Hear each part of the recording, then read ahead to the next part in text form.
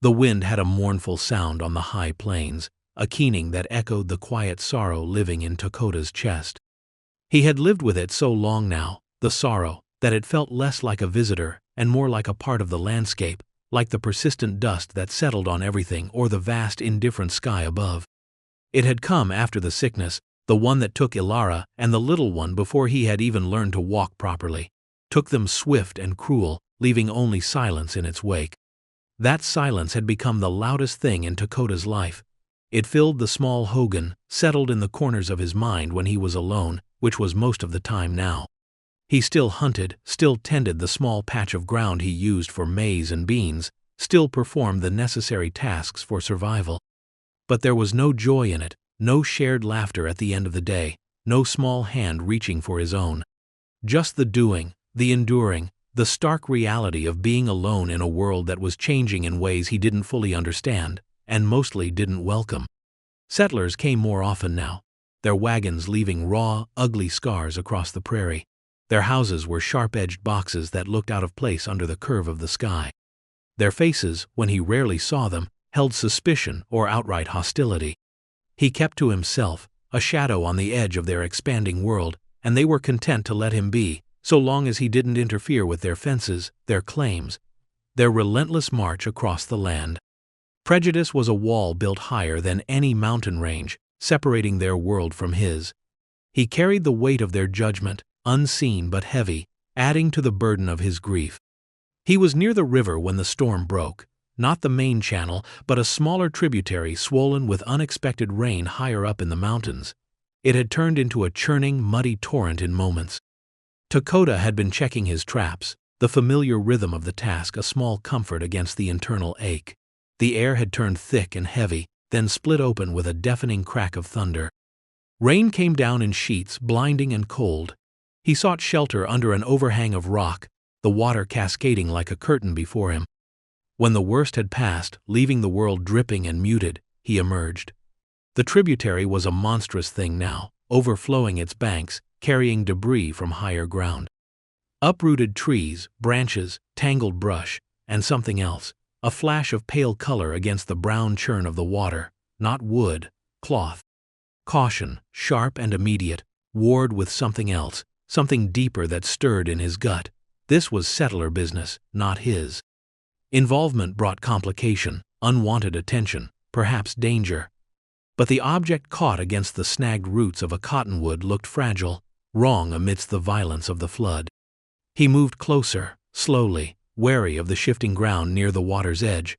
The pale bundle resolved itself. It was a woman, tangled in wreckage, her face deathly pale. Her hair, the color of wet corn silk, plastered across her forehead, and she was holding something tight against her chest, a smaller bundle. It was a baby. The sight of the child, small and utterly helpless, plunged a cold shard through the carefully constructed wall around Dakota's heart. It was a raw, visceral pain, a sudden, brutal reminder of the little one the sickness had taken. His breath hitched. The baby was too close to the water, a small, limp weight in the woman's arms, the muddy current tugging at the fabric wrapped around it. It wasn't crying, it wasn't moving. He didn't think. The caution, the wariness, the grief-induced inertia of it vanished in that instant. He dropped his traps and moved towards the bank. The current was ferocious. He needed to be careful, needed to think. He found a sturdy branch, tested it against the bank. He waded into the cold, swirling water, the shock of it stealing his breath. The mud sucked at his moccasins. He moved slowly, using the branch for balance, reaching for the woman, for the child. Getting them free was a struggle. The wreckage was heavy, tangled. The woman's grip, even in her unconscious state, was surprisingly strong. The baby was slick, cold to the touch.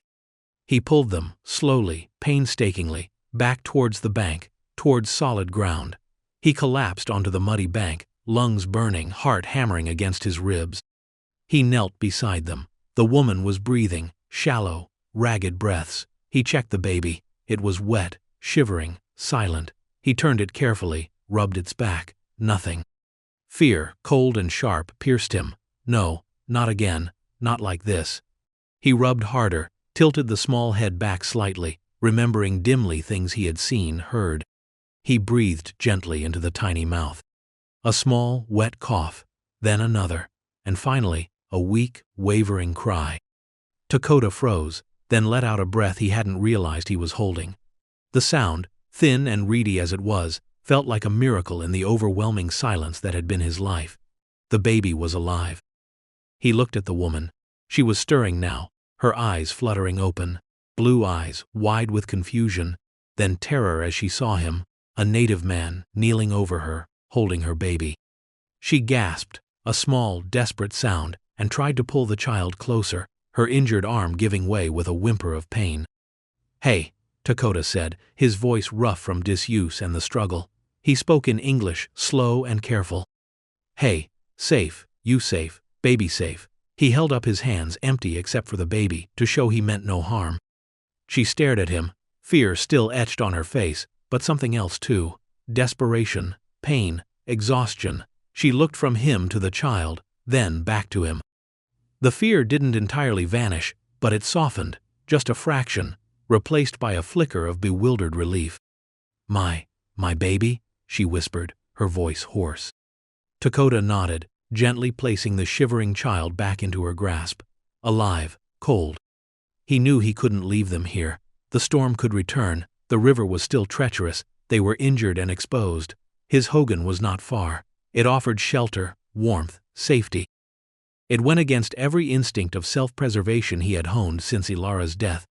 Every lesson the changing world had taught him about keeping to himself.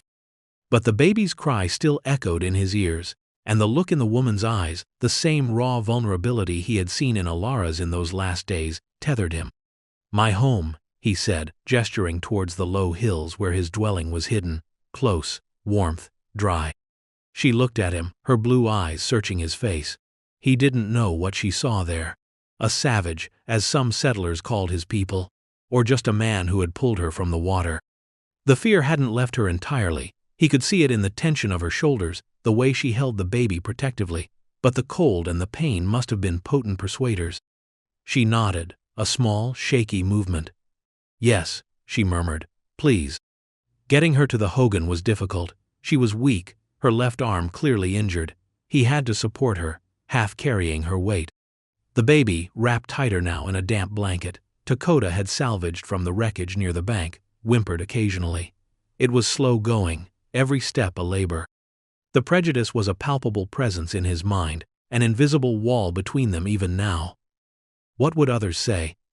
What danger was he bringing upon himself by helping this woman, this settler, and her child? But the thought felt distant, less important than the immediate, urgent need to get them out of the cold, out of the rain that had begun to fall again, a miserable drizzle now. When they finally reached the hogan, it felt like an eternity had passed. He got the fire going quickly, the flames licking at the dry wood, casting a warm, flickering light. He found his driest blankets, thick wool he used in the winter, and wrapped the woman and the baby. He looked at the woman properly in the firelight. She was young, younger than he had first thought. Her face was smudged with dirt and streaked with tears, her lips blue with cold. Her injured arm hung awkwardly. The baby, nestled against her, was still shivering, but its breathing was steady now, its small face turned towards her. "Thank you," she said again, her voice a little stronger. Her eyes met his, and this time the fear was less prominent. It was still there, a shadow, but overlaid with exhaustion and gratitude. "Is good," Dakota replied simply. He didn't know what else to say. Conversation was not something he engaged in often, especially not with strangers, and certainly not with settlers. He heated water, cleaned her arm as best he could. It was likely broken. There was little he could do for that beyond keeping it still and comfortable. He had some herbs for pain, bitter and potent. He made her a weak tea from them. She sipped it gratefully. He offered her some dried meat, some maize cakes. She ate slowly, watching him the whole time. The baby slept, curled against its mother's side. Dakota watched it, a knot tightening in his chest. It was so small, so fragile. The image of his own child, lost too soon, flickered in his mind. The sorrow stirred, sharp and immediate this time. "My name is Hannah," the woman said into the quiet space. He hesitated, then replied, "Dakota." "Dakota," she repeated softly. "Thank you, Dakota. You saved us." He didn't respond, just nodded. Saving them felt less like an act of heroism and more like an unavoidable consequence of seeing a need he couldn't ignore, especially the need of the child. It had cracked open something he had kept buried deep. Days blurred into a quiet, uneasy rhythm. Hannah's arm was indeed broken, clearly visible beneath the swollen skin. Dakota improvised a splint using strips of wood and cloth, a task she endured with quiet stoicism, biting back whimpers of pain. He cared for them both, his actions speaking louder than the few words exchanged. He fetched water, kept the fire going, shared his meager food stores. He showed Hannah how to clean the baby's cloth diapers, rags salvaged from the wreckage, how to warm water for washing. The baby, a little girl, began to stir more, her eyes opening to take in the unfamiliar world around her. Her name, Hannah said, was Lily. Lily had Hannah's blue eyes and a shock of light fuzz for hair.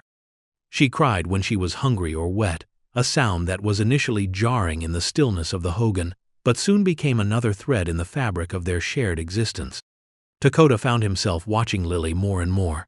She would sometimes reach out a tiny hand, her fingers closing around his thumb with surprising strength. A warmth, unfamiliar and hesitant, would bloom in his chest. He would recall the feeling of his own child's small hand, the weight of him in his arms. It was a bittersweet ache, but less sharp than the raw grief he had carried. Caring for Lily, seeing her small, determined grasp on life, was a quiet challenge to the sorrow that had consumed him. Hannah, recovering slowly, began to talk more.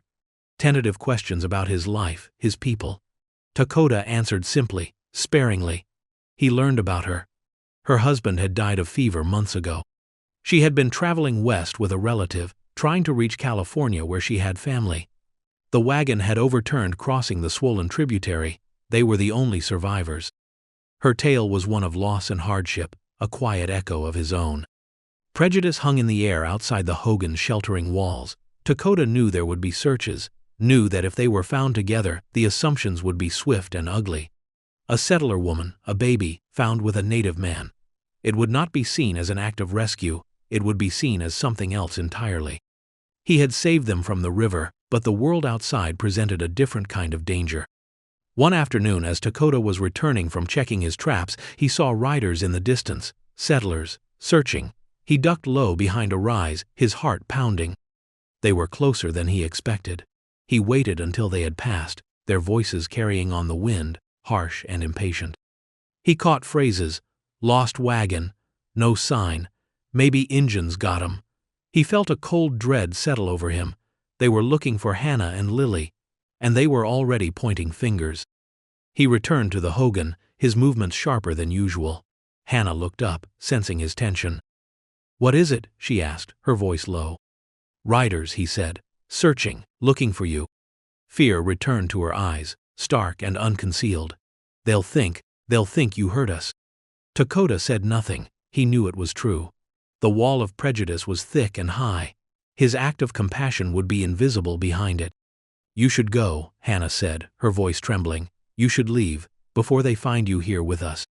He looked at her, at Lily sleeping soundly in her makeshift cradle, a hollowed-out log lined with soft grass and blankets. Leave them? Alone? Hannah, with her broken arm, unable to travel, unable to defend herself or the baby. It was unthinkable.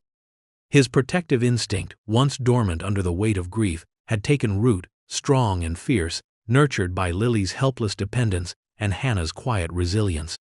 "No," Dakota said, his voice firm. "Stay." He spent the next few days preparing. He moved their supplies into a hidden alcove he knew, a small cave tucked away in the rocks, easily defensible and out of sight. He showed Hannah the path, teaching her the signs he used to mark it. He gathered extra water and food, enough for several days if they needed to hide. He showed her how to use his rifle, explaining the mechanism simply, though she was still weak and her arm made aiming difficult. It was a small comfort, a gesture of preparedness more than practical defense. The tension in the small Hogan was thick. Every distant sound, every shift in the wind, brought them to alert. Hannah was pale with worry, her eyes constantly darting towards the entrance. Dakota remained outwardly calm, but his senses were sharp, attuned to the slightest change in their surroundings. He found himself drawn to Lily's peaceful sleeping face, a small anchor in the rising tide of anxiety. One morning the air felt different, heavy, still. Dakota stepped outside, scanning the horizon. He saw dust in the distance. More riders, closer this time. Too close. "They come," he said, returning to the hogan. Hannah's breath hitched. She reached for Lily, cradling her protectively against her good side. "What do we do?" "Cave," Dakota said, quickly. He helped Hannah gather the few essentials they would need, the baby wrapped tight. Moving quickly, but carefully because of Hannah's arm, they left the hogan, heading for the hidden path that led to the alcove. They had practiced this, but the reality of the approaching danger made every step feel fraught. They reached the cave as the riders were nearing the hogan. Dakota settled Hannah and Lily inside, tucking blankets around them. The alcove was small, dry, and hidden behind a curtain of brush and rock. From here, they could see without being seen. There were 3 riders, rough-looking men, their faces hard, their eyes scanning the landscape with an intensity that missed nothing. They rode right up to the hogan, dismounted, and began to search. They kicked over the small cooking fire pit, rifled through the few belongings Dakota kept. Their voices, loud and angry, drifted towards the cave. "Nobody here," one of them grumbled. "Musta moved on." "Maybe," another said, his voice suspicious. "Or maybe they hit 'em. These Injuns are tricky." Hannah tensed beside Dakota. He placed a hand on her arm, a silent reassurance. "Check around," the third man, clearly the leader, said. He was a big man, with a thick beard and cold eyes. "Any sign of tracks, anything out of place?" They fanned out, moving towards the river, towards the rocky area where the cave was hidden. Dakota's heart hammered against his ribs. They were close, too close. He could hear the crunch of their boots on the dry earth, the jingle of their spurs. One of the men was heading directly towards their hiding spot, checking behind rocks, peering into crevices. He was almost there. Dakota's hand instinctively went to the rifle he had brought with them. He didn't want violence, he hated it. But he would not let them hurt Hannah or Lily. The man was only yards away now. He stopped, peering into the thick brush that concealed the cave entrance. Hannah held her breath, Lily stirring slightly in her arms. Then, a voice called out from near the river. "Hey Cal, over here, found something." The man, Cal, hesitated, glanced towards the river, then back at the brush. For a terrifying moment, Dakota thought he would push through, but the call was insistent. Cal turned and walked towards the river. Dakota let out a silent breath. They waited, listening to the men talking near the riverbank. They seemed to have found something, maybe more wreckage from the wagon. Their attention was diverted. After a while, the voices moved further away, then the sound of horses' hooves. They were leaving. Dakota waited until the sounds had completely faded before moving. He peered out of the cave, scanning the empty landscape. They were gone. He turned back to Hannah. She was trembling, tears tracking through the dirt on her cheeks. Lily was awake, fussing softly. "They're gone," Dakota said quietly. Hannah nodded, burying her face in Lily's soft hair. "Thank you," she whispered. Again. Staying here was no longer safe. The hogan had been searched, their presence suspected. The wall of prejudice had shown itself, hard and threatening. They needed to move. To go somewhere the searchers wouldn't think to look. "We go," Dakota said. "Higher up, mountains." It was a difficult journey. Hannah was still weak, her arm aching constantly despite the herbs. Lily was a quiet, patient traveler, nestled securely against Hannah's chest in a carrier Dakota fashioned from sturdy cloth. Dakota carried their supplies, guided them through rough terrain, his knowledge of the land their only map and protection. They traveled slowly, carefully, avoiding open areas, using the natural cover of the land. During the quiet hours of their journey, huddled by small hidden fires at night, their connection deepened. The shared danger, the reliance on each other, had stripped away the initial wariness. Hannah no longer saw a native man. She saw Dakota, the man who had saved her and her child, who was risking his own safety for them. Dakota no longer saw just a settler woman. He saw Hannah, a resilient mother, a woman of quiet strength who had endured immense loss and hardship, but still fought for her child. They talked more freely now. Hannah spoke of her life back east, the farm, her short marriage, the hopes she had held. Dakota spoke, haltingly at first, then with more ease, about his own life, his family, Alara, the little one, the sorrow that had followed him. Sharing the pain seemed to lighten its burden, just a little. They found common ground in their shared experiences of loss, their quiet determination to survive, to protect the fragile life of the child between them. Lily, innocent and unaware of the dangers that surrounded them, gurgled and smiled, her bright presence a tiny beacon of hope in their uncertain journey. The mountains offered refuge, but also new challenges. The air was colder, the terrain steeper. Dakota knew the hidden paths, the places to find water and shelter. They found a small, secluded valley high in the peaks, accessible only by a narrow, winding trail. It was a place of quiet beauty, ringed by towering rock faces, hidden from the world below. They made a temporary camp there, a small fire, a lean-to for shelter. Dakota hunted, finding small game, birds. Hannah, her arms slowly healing, helped as she could, watching Lily, tending the fire, mending clothes. It was a simpler, harder life than the Hogan, but it felt safer, more peaceful. One evening, sitting by the fire after Lily had fallen asleep, Hannah spoke softly. "What will we do, Dakota?" The question hung in the air. Return to the settlers? Impossible, after being found with him, after the search party's suspicions. Stay here? It was harsh, isolated. Go somewhere else? Where? Dakota looked at the fire, its flames dancing in the darkness. He looked at Hannah, her face illuminated by the flickering light, the lines of weariness softened by a newfound peace that had settled in her eyes since they reached the mountains. He looked at Lily, sleeping peacefully, her tiny chest rising and falling with each breath. His life before them had been an existence, not a living, a quiet waiting for an end that seemed inevitable, consumed by sorrow. Now, there was purpose, there was connection. There was a fierce, protective love for the small child who had stumbled into his life and cracked open his hardened heart. There was a quiet respect and burgeoning affection for the woman who had found strength and resilience in the face of unthinkable loss and danger. The world outside, with its prejudice and its demands, felt distant here, unreal. This valley, this fire, the two people who had come to rely on him, this felt real. This felt like possibility. "We stay," Dakota said finally, his voice quiet but firm. "Here, for now." Hannah looked at him, her blue eyes searching his. She saw not just a man offering shelter, but a man offering a future. An uncertain future perhaps, one outside the bounds of their old worlds, but a future built together, a future where sorrow was not the only inhabitant. A slow smile touched her lips. It was the first genuine smile he had seen her give. It transformed her face, chasing away the shadows of fear and grief. "Here," she echoed softly. "Yes, here." Life in the high valley settled into a rhythm dictated by the sun and the seasons. It was a demanding life, requiring constant effort, vigilance, and cooperation.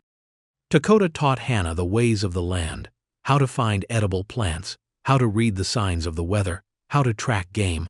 Hannah, in turn, shared what skills she had, stretching their food stores, making their small camp as comfortable and functional as possible. Lily grew, her tiny cries turning into babbling, then into single words. Dakota found himself teaching her the names of things in his language, sharing stories of his people, simple tales of the animals and the stars. He would carry her on his shoulders, showing her the vastness of the sky, the distant peaks. Her laughter, clear and bright, was a sound he cherished, a sound that drove back the silence that had haunted him for so long. Their bond deepened, woven from shared hardship, mutual respect, and the quiet love they both held for Lily. The initial guardedness had long since faded, replaced by a comfortable familiarity. They talked about everything and nothing, the long silences between words filled not with tension, but with understanding. Hannah's arm healed, leaving a faint scar, a reminder of the day their lives had irrevocably changed. They were a family, unconventional and unexpected, forged in the crucible of loss and prejudice. Dakota, the isolated Navajo man burdened by grief. Hannah, the settler woman who had lost everything but found a fierce resilience. And Lily, the child of two worlds, innocent of the boundaries that had once separated the people who loved her. They knew the danger was still out there.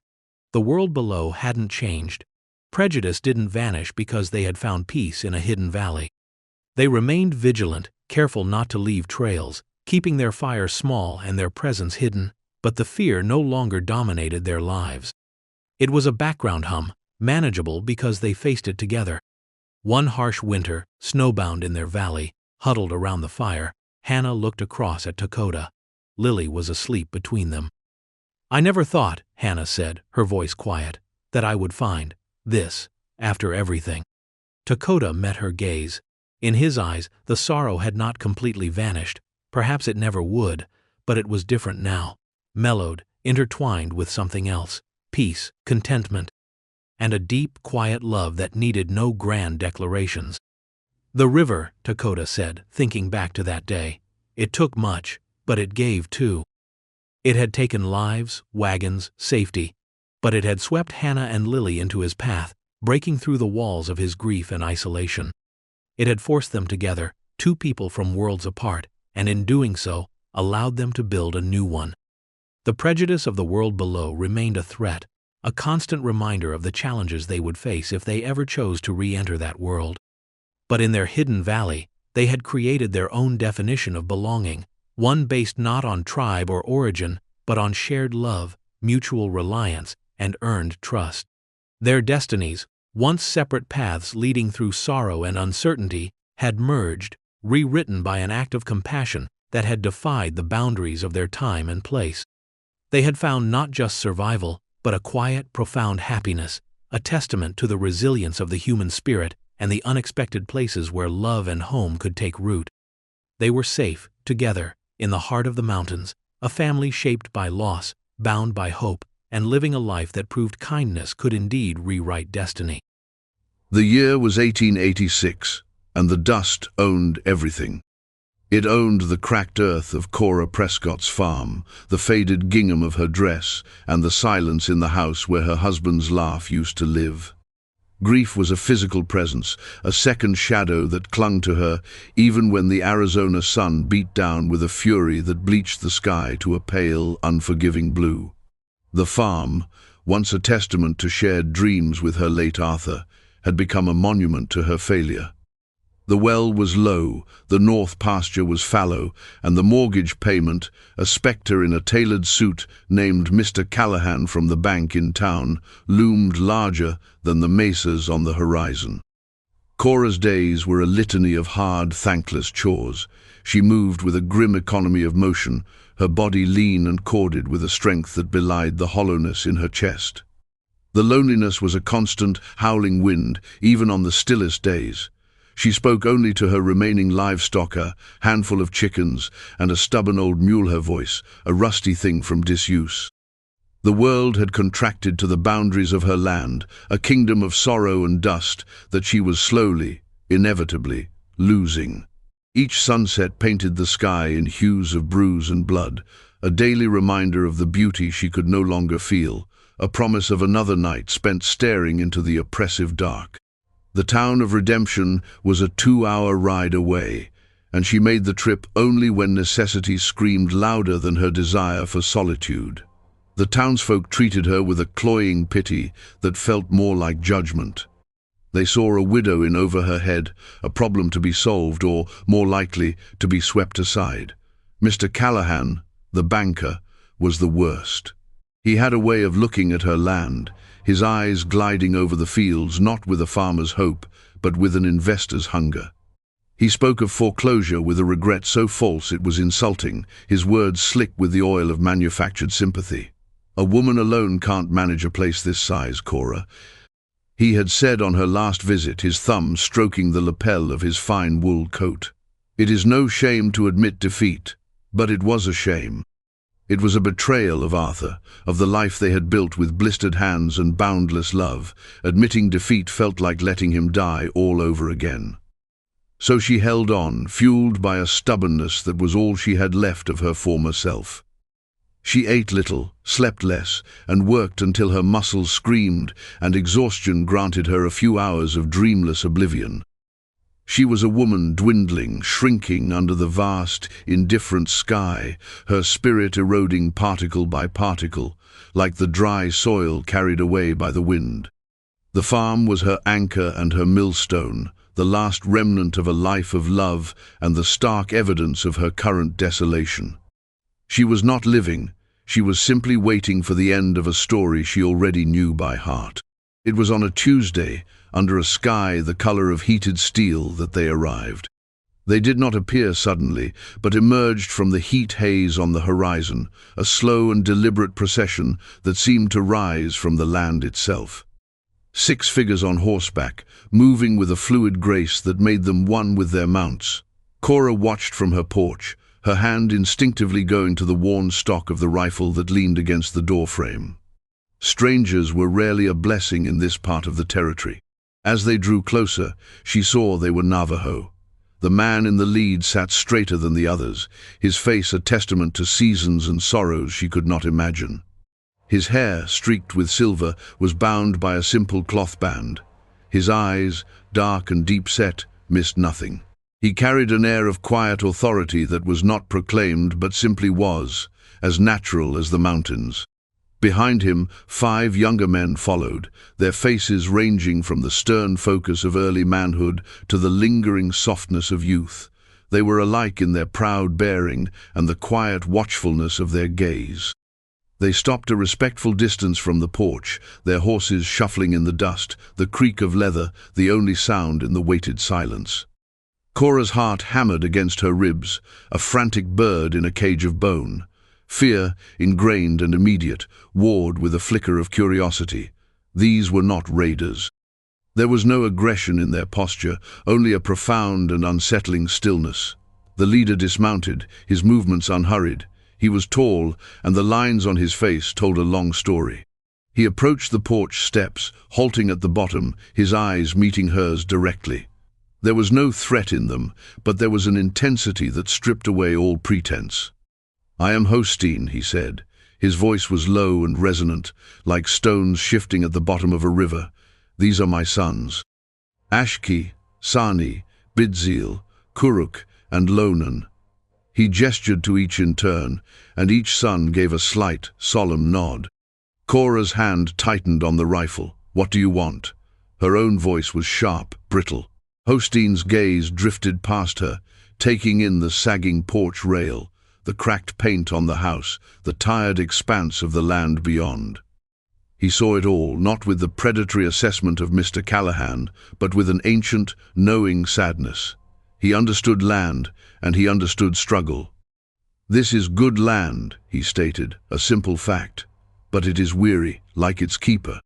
A flush of anger and shame burned Cora's cheeks. "My farm is no business of yours." "Perhaps," he conceded, his calm unruffled by her hostility. "We have been displaced from our own valley. The government moves us to land that will not grow corn, to water that will not sustain sheep. My people are hungry." He paused, letting the weight of his words settle in the hot, dry air. "We are looking for a home, a place to put down new roots." Cora stared, her mind struggling to grasp his meaning. "This farm is not for sale," she said, though the words tasted like a lie. "It would be Callahan's soon enough." "I do not wish to buy your land," Hosteen said. "I wish to borrow it." He then laid out his offer, his words chosen with deliberate care.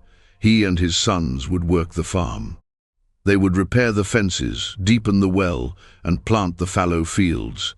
They would bring their own small flock of sheep to graze the north pasture, their manure enriching the tired soil.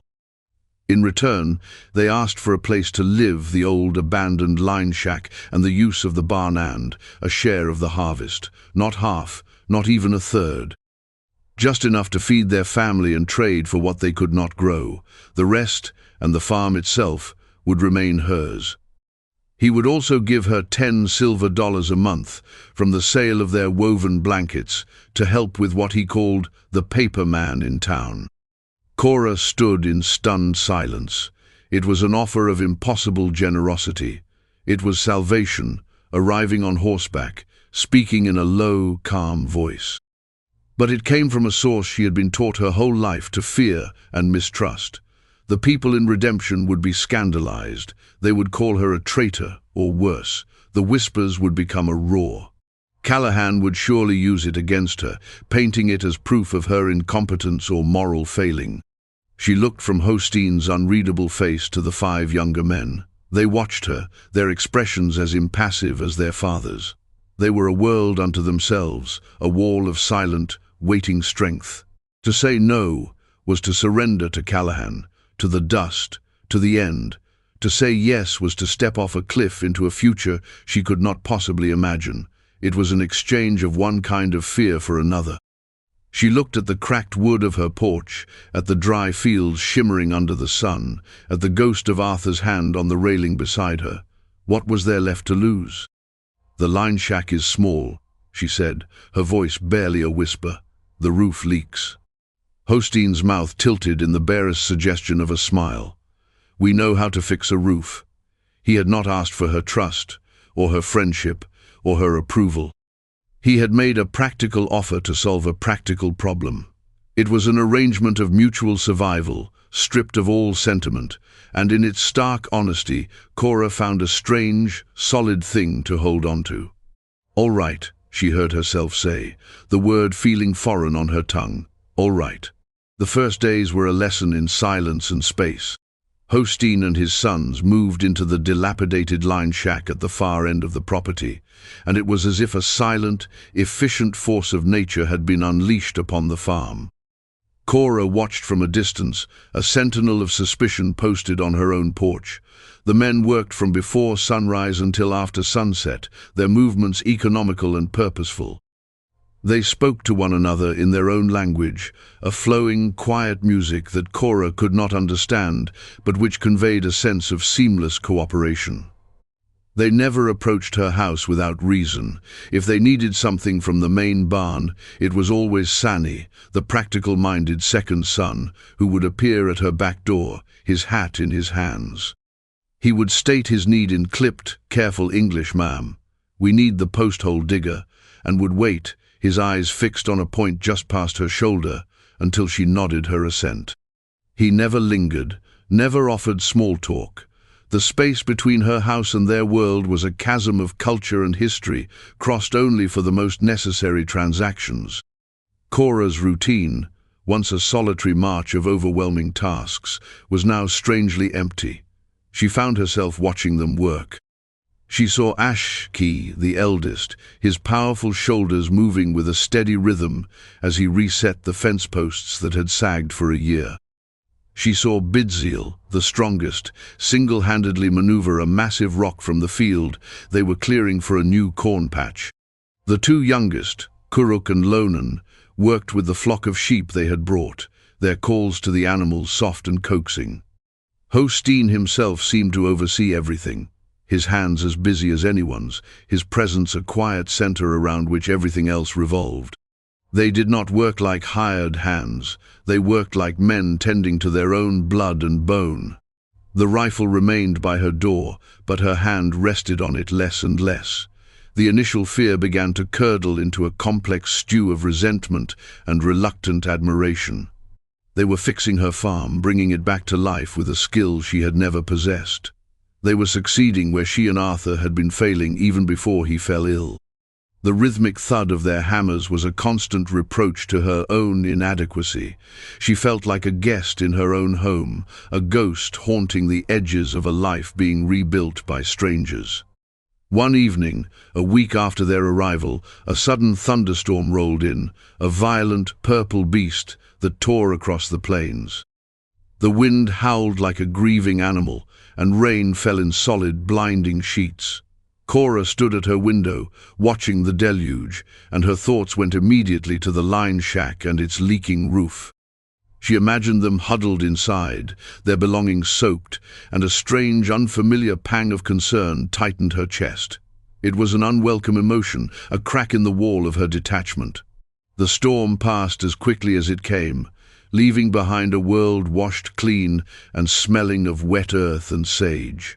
The next morning, Cora saw Hostein and Lonan on the roof of the shack, expertly patching the holes with materials she hadn't known they possessed. Later that day, as she fed her chickens, Lonan approached her. He was the youngest, with eyes that still held a measure of open curiosity. He held something out to her in his cupped hands. It was a small, intricately carved wooden bird, its wings outstretched as if in mid-flight. "For you," he said softly. The storm broke a branch from the cottonwood. "The wood is good." Cora stared at the gift, her fingers hesitating before taking it. The wood was smooth and cool against her skin. It was a simple thing, a piece of scrap wood transformed by patient hands into something beautiful. It was an offering that asked for nothing in return.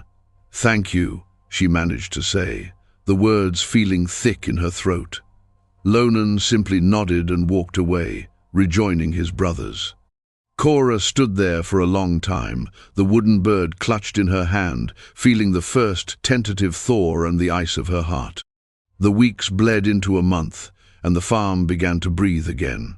The fences stood straight and true, enclosing pastures where the new grass, encouraged by the Navajos' careful tending, was beginning to grow. The corn they had planted stood in neat green rows, a vibrant promise against the brown earth. The well, deepened by Sani and Bidziel's tireless digging, now offered water that was cool and clear. The sounds of the farm were changing, from the lonely cry of the wind to the bleating of sheep, the low murmur of men's voices, and the steady rhythm of work. Cora's observation of the family shifted from suspicious scrutiny to a quiet, daily study. She began to learn their individual currents. Ashki was the silent anchor, his presence steady and reassuring. Sani was the engineer, his mind always working on the mechanics of a problem. Bidziel was the gentle giant, his immense strength always applied with precision and care. Kuruk was the artist, the watcher, who saw patterns in the clouds and the earth that others missed. And Lonan was the bridge, his youthful openness, a tentative link to her own guarded world. Hosteen remained an enigma, a man of deep reserves and profound dignity. Cora saw him sometimes at dusk, standing alone at the edge of the mesa, looking out towards the east. She wondered what he saw there, the home he had lost, the future he was trying to build from the ashes of his past. In his stoic silhouette, she recognized a reflection of her own loss, a grief as vast and silent as the land itself. It was a kinship she felt but could not yet name. The rigid separation between the house and the line shack began to soften at the edges. One sweltering afternoon, Cora found herself baking bread, the familiar motions a comfort. On impulse, she baked an extra loaf. When it was cooled, she wrapped it in a clean cloth and walked the long path to the shack. She felt foolish, her heart thumping with a nervous uncertainty. She left the loaf on the small, rough-hewn table outside their door and retreated without being seen. The next morning, on her own back stoop, she found a small pail of rich, fresh sheep's milk. No words were exchanged, but a new language was being formed between them, a dialogue of bread and milk, of shared labor and unspoken respect. Slowly, cautiously, she began to join them. She started by bringing them cool water in the fields, a gesture they accepted with solemn, grateful nods. Then one day, she picked up a hoe and began weeding a row of corn alongside Kuruk. He didn't speak, but he adjusted his rhythm to match hers, and they worked in a companionable silence that was more comfortable than any conversation she'd had in years. The shared work became the soil in which a fragile trust began to grow. They were no longer just the Navajos, they were Hosteen, Ashki, Sani, Bidziel, Kuruk, and Lonan. And she, in their quiet, respectful presence, was beginning to feel like more than just a widow. Her mandatory trip into redemption for supplies was now fraught with a new kind of dread. The first time she went after Hosteen's family had settled in, the whispers were a palpable force. She felt the eyes on her back as she walked into the general store. Mr. Weston, the proprietor, measured her out flour and salt with a new coolness in his manner. The town's matriarch, Martha Donovan, saw her on the street and crossed to the other side, gathering her skirts as if Cora's very presence might soil them. The prejudice was a thick, suffocating fog. In town, they weren't Hosteen and his sons, men who worked harder than anyone she knew.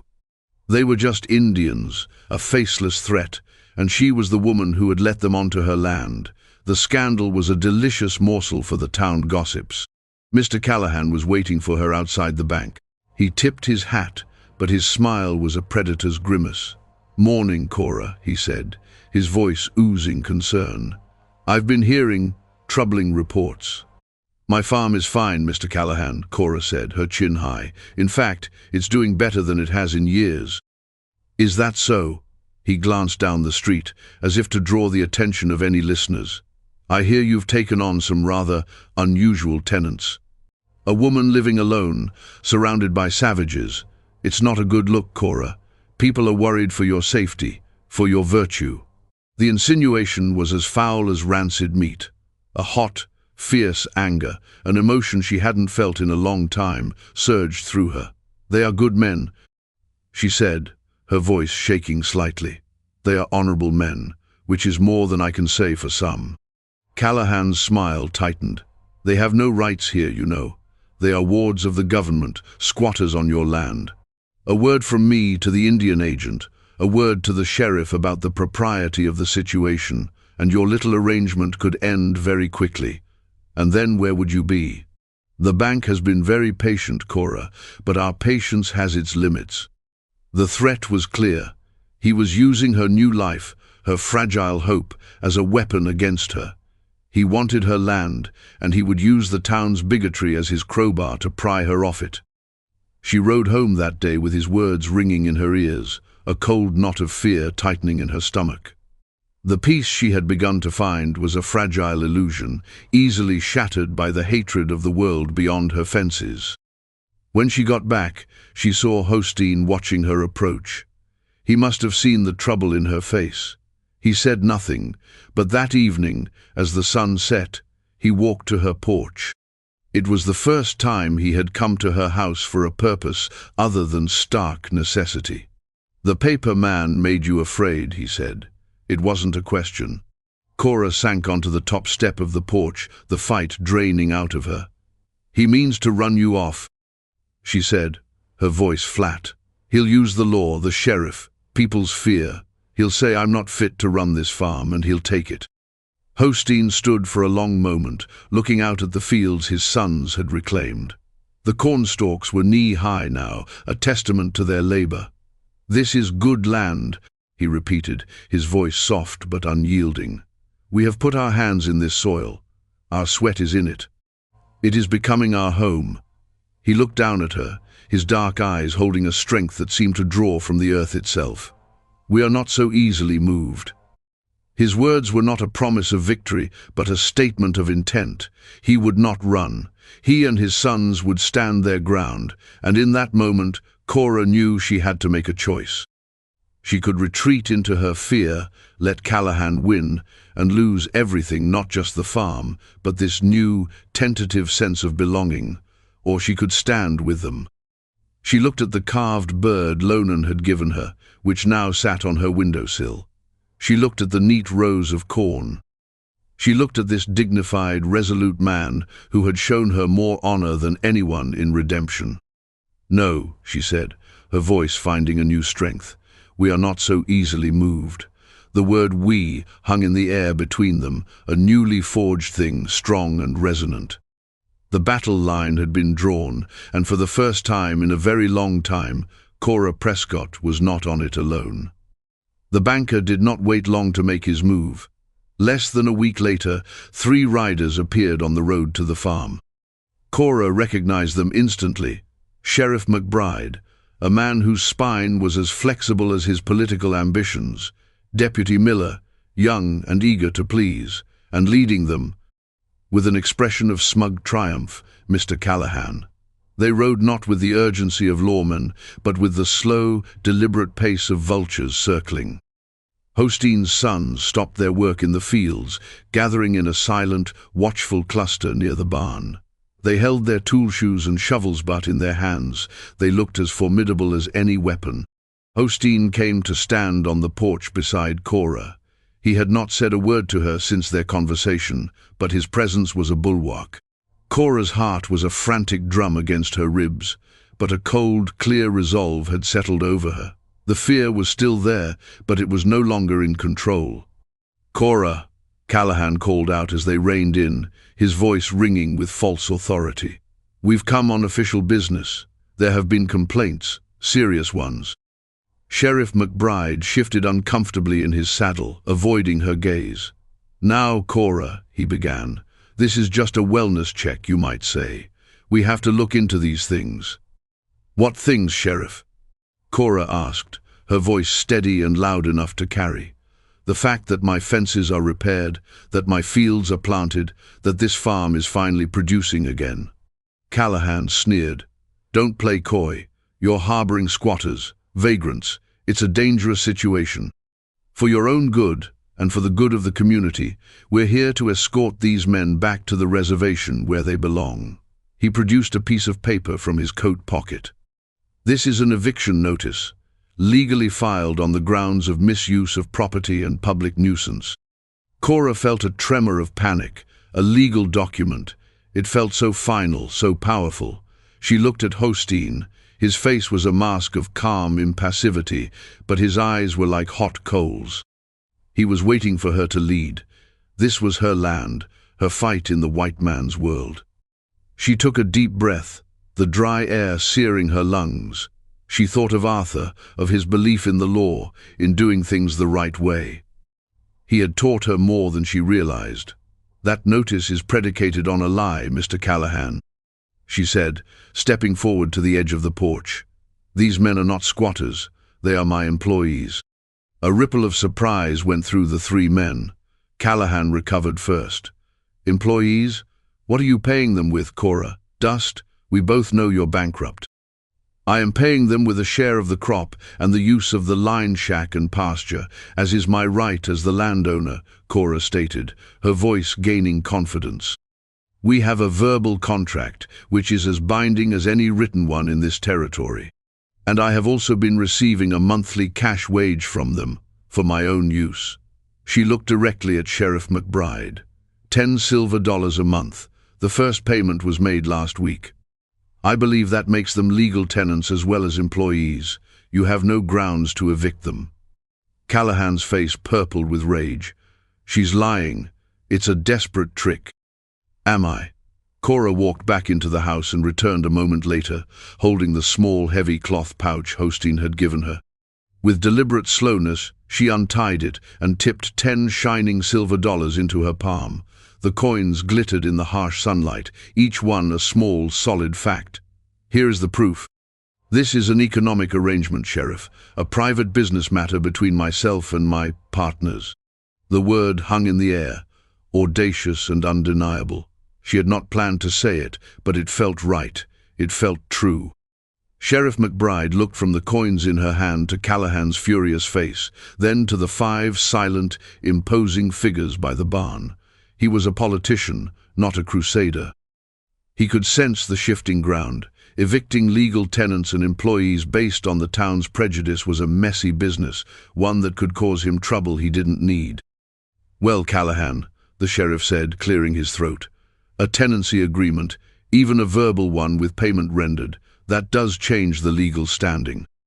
This seems to be a civil matter, not a criminal one. My authority here is limited." "Limited? They're savages," Callahan sputtered, his composure shattering. "You're just going to let this stand?"